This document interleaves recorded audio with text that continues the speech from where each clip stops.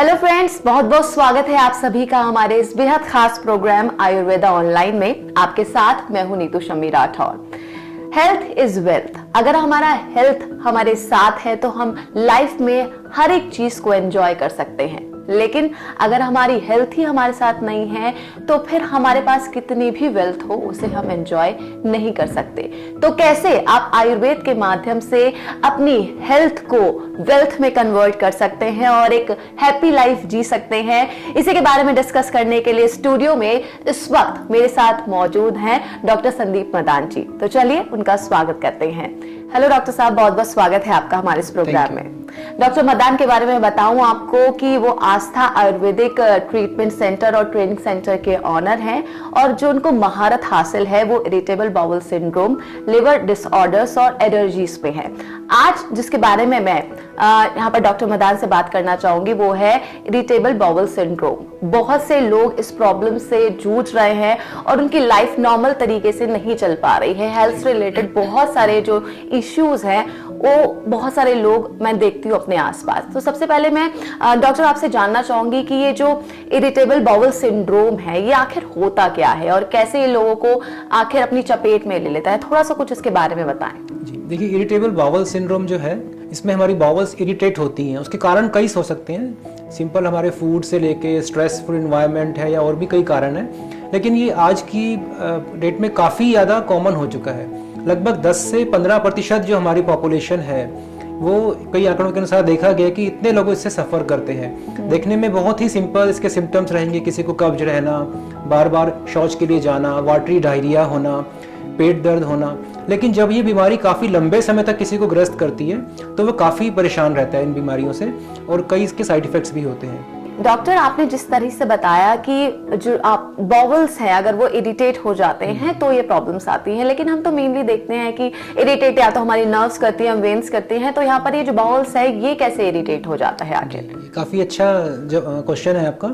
इसका जवाब यह है कि जो हमारा गट है वो हमारा सेकंड ब्रेन है और आयुर्वेद तो ये मानता ही है कि सभी रोगों की जो जड़ है वो पेट से शुरू होती है। पेट की बीमारी से ही हम आगे आगे धीरे धीरे काफ़ी बीमारियों से ग्रस्त हो जाते हैं। तो बाउल्स में बेसिकली जो उसको मूवमेंट्स आती हैं उसमें उसको बोलते हैं पेरिस्टालसिस, और पेरिस्टालसिस जो है बाउल्स की मसल्स और नर्व्स का ही काम है।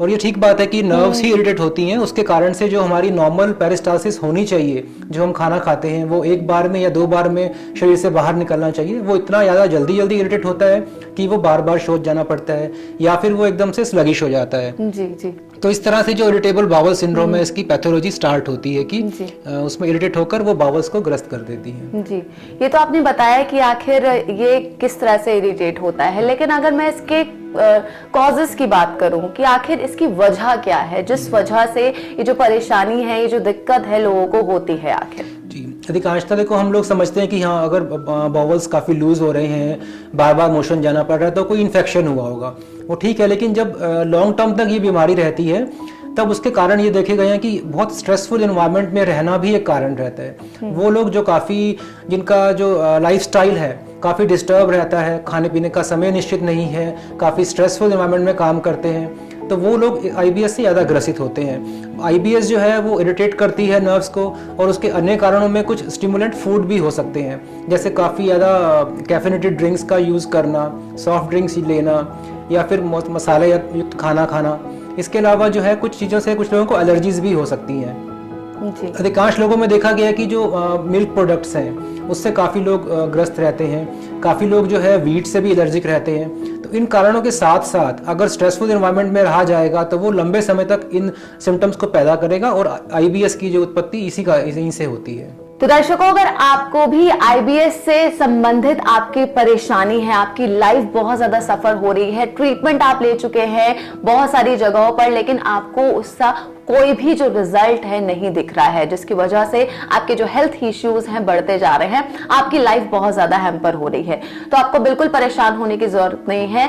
डॉक्टर मदान के जो नंबर्स हैं क्लिनिक के आपकी टीवी स्क्रीन पर फ्लैश हो रहे हैं, इस पर आप कॉल कर सकते हैं, कांटेक्ट कर सकते हैं और अपॉइंटमेंट लेकर डॉक्टर मदान से मिल सकते हैं और इस प्रॉब्लम से आप परमानेंट सोल्यूशन पा सकते हैं और आपकी लाइफ जो है नॉर्मल तरीके से जी सकते हैं। जो आईबीएस है एक क्योरेबल मैं कह सकती हूँ करेबल बीमारी है जिसका आप सही ट्रीटमेंट अगर ले तो आप एक नॉर्मल लाइफ जी सकते हैं। तो देर ना करें और नंबर्स को जरूर सेव कर लें और डॉक्टर साहब से कंसल्ट जरूर करें। आपने बताया कि नॉर्मल पेट खराब होता है, बार बार अगर लूज मोशंस होते हैं, मोशन जाता है कोई इंसान तो समझता है कि कुछ एलर्जी हो गई है।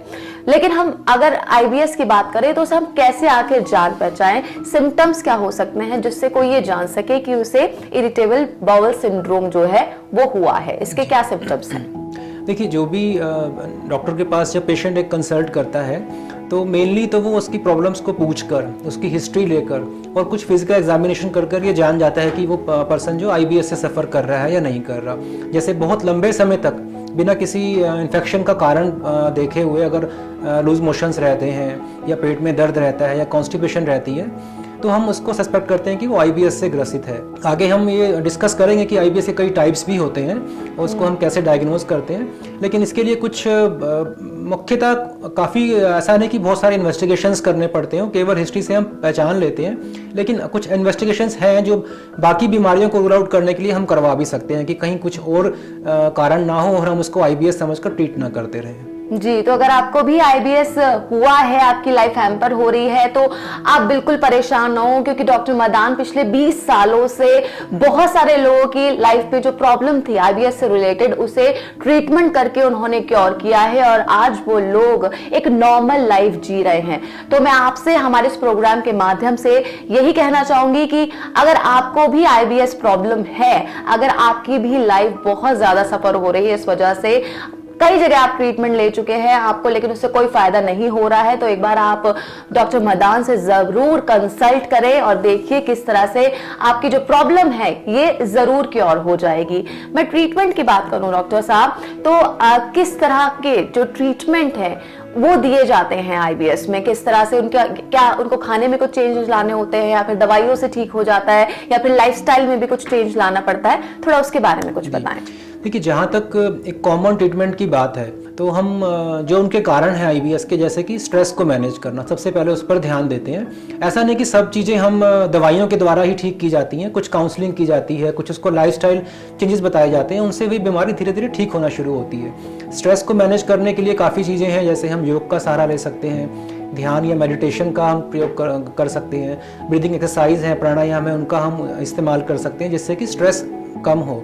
हम लाइफस्टाइल चेंजेस में उसको बताते हैं कि किस प्रकार से हमें भोजन करना चाहिए, कितना खाना खाना है उसकी प्रकृति के हिसाब से, और उसके जो इन्वायरमेंट है, उसका जो सीज़न चल रहा है उस हिसाब से किस तरह से हमें चेंजेस करने हैं उसकी डाइट में, वो सब किया जाता है। साथ में हम एडवाइस करते हैं कि उसको फूड डायरी मेंटेन कराई जाए। एक पर्सन ने कब क्या खाया और उसको उस एक दिन में या 2 दिन के अंदर अंदर अगर ये सिम्टम उत्पन्न होते हैं तो हम सस्पेक्ट करते हैं कि हाँ, किसी खाई हुई हमारे खाद्य पदार्थ से ही उसको एलर्जी हुई है, इस तरह से। और दूसरा, जहाँ तक दवाइयों का प्रश्न है, दवाइयों से पहले हम कोशिश करते हैं कि उसका बचाव किया जाए, उसको लाइफस्टाइल ठीक की जाए, और फिर टाइप्स पे डिपेंड करता है कि हम आईबीएस ए से सफ़र कर रहे हैं, आईबीएस डी है, आईबीएस सी है, किस प्रकार की जो कौन सी टाइप है उसकी, उसके हिसाब से हम उसकी ट्रीटमेंट को प्लान करते हैं। जी डॉक्टर साहब, आप टाइप्स की बात कर रहे हैं, क्या इसमें भी अलग अलग कैटेगरीज होती हैं इस बीमारी की? थोड़ा उसके बारे में कुछ हमें बताएं। देखिए, हर रोगी में हर सिम्टम मिले ऐसा नहीं होता। अगर हम बात करें तो आईबीएस कई प्रकार का होता है। आईबीएस डी होता है सबसे कॉमन, जो कि आईबीएस डायरिया प्रिडोमिनेंट होता है। उसमें व्यक्ति को लूज मोशंस रहते हैं, बार बार फ्रिक्वेंसी इंक्रीज हो जाती है मोशंस की, वाटरी डायरिया होता है। इवन वो बहुत सिंपल खाना खाते हुए भी, बिल्कुल सात्विक खाना खाते हुए भी इससे सफ़र करता है। जी, तो डॉक्टर साहब आपने बताया कि इसे आप कैसे आइडेंटिफाई करते हैं, लेकिन दूसरी बीमारियों से डिफरेंशिएट करने की मैं इसे बात करूं तो क्या कुछ और आइडेंटिफिकेशन इसके होते हैं जो कि करने की ज़रूरत होती है? इन्वेस्टिगेशंस क्या कुछ और भी होते हैं? देखिए, आईबीएस मुख्यतः हमने बोला कि सिर्फ बात करके पेशेंट से या कुछ और एग्जामिन करके पता लगता है, लेकिन हाँ, कुछ और सीरियस इश्यूज ना हो बॉडी में, इसके लिए कई बार इन्वेस्टिगेशन करवाए जाते हैं। मुख्यतः ब्लड इन्वेस्टिगेशंस में देखें तो उसमें लिवर फंक्शन टेस्ट है कि कोई लिवर का कोई बीमारी तो नहीं जिसके कारण ये सिम्टम्स आ रहे हों, कोई इन्फेक्शन तो नहीं है, और एलर्जीज का है, लैक्टोज इंटॉलरेंस तो नहीं है, वीट से एलर्जी तो नहीं है, इसकी हम जांच कर लेते हैं। साथ ही हम इसमें अल्ट्रासाउंड करवाते हैं पेट का, ताकि देखा जाए कोई स्वेलिंग तो नहीं है, कोई और और इन्फ्लेमेशन आंतों में तो नहीं जिसके कारण से दिक्कत आ रही हो, आंतों में कोई रुकावट तो नहीं जिससे कब्ज की प्रॉब्लम हो रही हो, और इसके अलावा जो गॉल ब्लैडर में कोई स्टोन तो नहीं है, किडनी में कोई स्टोन तो इसको पेट का कोई कारण नहीं बना रहा, वो देखा जाता है। और लास्ट में कोलोनोस्कोपी एक टेस्ट है जिसमें कि हम दूरबीन की मदद से, कैमरे की मदद से देखते हैं कि आंतों में क्या कुछ पैथोलॉजी है, कोई अल्सर तो नहीं है, कोई इसमें इन्फ्लेमेशन तो नहीं है। तो ये इन्वेस्टिगेशंस करके हम एक श्योर होते हैं कि हाँ ऐसा कोई बीमारी नहीं है और ये जो सिम्टम्स है सिर्फ एक IBS के बीमारी के कारण ही उत्पन्न हो रहे हैं। जी, यानी कि जिस तरह से डॉक्टर साहब ने बताया कि विश्व की प्राचीनतम जो चिकित्सा पद्धति है उसे लेटेस्ट टेक्नोलॉजीज के साथ यूज करके जो प्रॉब्लम है आपकी उसका ट्रीटमेंट किया जाता है। तो अगर आप भी चाहते हैं कि इस IBS सिंड्रोम से आप हमेशा के लिए अपनी लाइफ से उबर जाएं, आप एक नॉर्मल लाइफ अगर आज जीना चाहते हैं तो आप डॉक्टर मदान से कंसल्ट कर सकते हैं। उनसे कंसल्टेशन के लिए जो नंबर्स आपकी टीवी स्क्रीन पर आपको दिखाई दे रहे हैं इस पर कॉन्टैक्ट कर सकते हैं और उनसे अपॉइंटमेंट लेकर मिल सकते हैं। टाइप्स की बात कर रहे थे आप डॉक्टर साहब, तो क्या अलग अलग टाइप भी होते हैं इसके? जी, IBS जो है वो कई टाइप्स का बतलाया गया है। उसमें कॉमनेस्ट है IBS-D जो डायरिया प्रिडोमिनेंट है, जिसमें कि जो लूज मोशंस होना, वाटरी डायरिया होना, फ्रीक्वेंसी बावल्स का बढ़ जाना, ये सिम्टम्स आते हैं। इसी प्रकार से IBS-C है जिसमें कॉन्स्टिपेशन डोमिनेंट है, उसमें पेट साफ ना होना, पेट फूल जाना और कब्ज रहना, ये सब सिम्टम्स देखे जाते हैं। IBS जो M या IBS-A है जो अल्टरनेट या मिक्स वाला कैटेगरी है जिसमें अल्टरनेट डायरिया, अल्टरनेट कॉन्स्टिपेशन ये रहता है पेशेंट्स को, और क्रैम्प्स होते हैं, पेट में दर्द रहता है। तो इस तरह से जो सिम्टम्स हैं वो किस प्रकार के हैं उसके बेसिस पे हम इसको टाइप्स को डिवाइड करते हैं कि IBS-D है, IBS-C है या IBS-A से वो सफ़र कर रहा है। जी, कई बार होता है कि जब हम बात करते हैं लोगों से, बीमारी की बात करें, तो जिस तरह से आपने इतना डिफरेंशिएट करके बताया, लोगों को पता ही नहीं होता कि आखिर कौन से टाइप का उन्हें ये जो IBS प्रॉब्लम है, और इस तभी उनको शायद प्रॉपर ट्रीटमेंट नहीं मिल पाता है। तो इसके लिए दर्शकों, यहाँ पर डॉक्टर साहब आपको बहुत अच्छी जानकारी दे रहे हैं। तो अगर आप भी इस प्रॉब्लम से अपने आप को रिलेट कर पा रहे हैं, आपकी लाइफ भी इससे सफर हो रही है, तो आप डॉक्टर साहब से मिलकर एक प्रॉपर ट्रीटमेंट की, क्योंकि बहुत ज्यादा जरूरत है। आयुर्वेद में ट्रीटमेंट बहुत अच्छा है इसका, लेकिन जिस तरह से डॉक्टर साहब लेटेस्ट टेक्नोलॉजीज का यूज करके एक बिल्कुल राइट ट्रीटमेंट आपको देंगे और उससे, इस प्रॉब्लम से आपको जरूर निजात मिलेगी, आप एक हेल्दी लाइफ जी सकते हैं। तो नंबर्स आपको टीवी स्क्रीन पर दिखाई दे रहे हैं, नंबर्स आप नोट कर लीजिए और डॉक्टर मदान से कंसल्ट जरूर कीजिए। ये तो सब जानना चाहते हैं डॉक्टर साहब कि क्या ट्रीटमेंट होता है आयुर्वेद में, जो इरिटेबल बाउल सिंड्रोम है इसके बारे में क्या कहा गया है, कैसे इसका ट्रीटमेंट पॉसिबल है, क्या कुछ रेमेडीज हो सकते हैं आखिर? जी, देखिए सब चाहते हैं कि हम ट्रीटमेंट जल्दी से जल्दी दें और ठीक हो जाए, लेकिन आयुर्वेद जो है वो जीवन जीने की कला है, सिर्फ एक चिकित्सा शास्त्र नहीं है कि हमें सिर्फ दवाइयाँ दे दी, जड़ी बूटियाँ से ठीक कर दिया। तो पहले हम रोगी की काउंसलिंग करते हैं, और उससे भी जरूरी है जो आयुर्वेद के जो मूलभूत सिद्धांत हैं उनके द्वारा ही रोगी के बारे में जाना जाए। सिर्फ इन्वेस्टिगेशंस देख के या IBS-A है, D है, C है, ये करके हम सफल चिकित्सा नहीं कर सकते उन चीज़ों की। हम ये जानने की कोशिश करते हैं कि आयुर्वेद के हिसाब से, आयुर्वेद के मत से बीमारी क्या है। आयुर्वेद काफ़ी चीज़ों पे डिपेंडेंट है, काफ़ी सारे फंडामेंटल्स हैं उसके, वात पित्त कफ के बारे में बात करता है। तो वात पित्त कफ के हिसाब से उसकी व्यक्ति की प्रकृति क्या है, वात पित्त कफ के हिसाब से उसकी बीमारी कैसी है, वातज उसको IBS है, पित्तज है, कफज है, क्या है, वो डायग्नोज करके फिर उसकी जो जीवन शैली है, उसका जो आहार में बदलाव करने हैं, उसके जो विहार में बदलाव करने हैं, क्या उसका लाइफस्टाइल रहे, क्या उसकी डाइट रहे, वो प्लान की जाती है। अगर वो इन चीज़ों का पालन करते हुए ट्रीटमेंट को लेगा तो काफ़ी अच्छे रिजल्ट्स मिलते हैं। फिर हम देखते हैं कि रोगी का उसमें शरीर में उसकी ताकत है, बल है कि नहीं। अगर बल है तो उसको हम डिटॉक्सिफाई करते हैं, जो हमारे टॉक्सिन्स हैं जो कारण है इन बीमारियों को होने का, उनको बाहर निकालते हैं। अगर उसमें रोगी में इतना बल नहीं है, वो इतना ज़्यादा हेल्दी नहीं है, फिर हम सिर्फ होम रेमेडीज से और मेडिसिन से ट्रीटमेंट करते हैं उसका।